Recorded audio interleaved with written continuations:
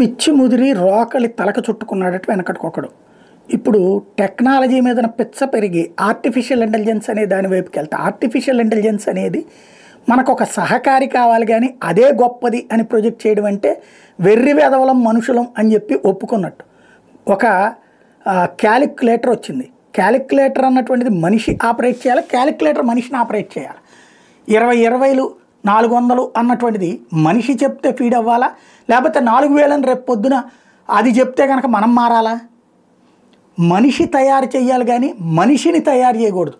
Robo అనేటటువంటిది మనిషి అవసరాలకు ఉపయోగపడాలి, ఆర్టిఫిషియల్ ఇంటెలిజెన్స్ అనేది మనిషి అవసరాలకు ఉపయోగపడాలి. కానీ మనిషి కంటే అతీతంగా, మనిషి కంటే గొప్పదిగా దాన్ని చిత్రీకరించడం అంటే వెర్రితనం పతాక స్థాయికి చేరిన, పరాకాష్ఠకి చేరినటువంటి సగం నాలెడ్జ్ గాళ్ళతో వచ్చినటువంటి సమస్య.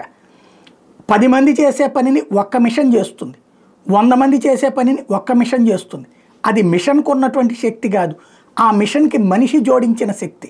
అంతేగాని మనిషే లేకపోతే ఆ మిషనే లేదన్నటువంటి నిజాన్ని మరిచేసి అయ్యో అది జరిగిపోతుంది ఇది జరిగిపోతుందని పనికిమాలిన కథనాలు రాసేటటువంటి బుర్రలు ఆలోచించుకోవాల్సిన సందర్భం.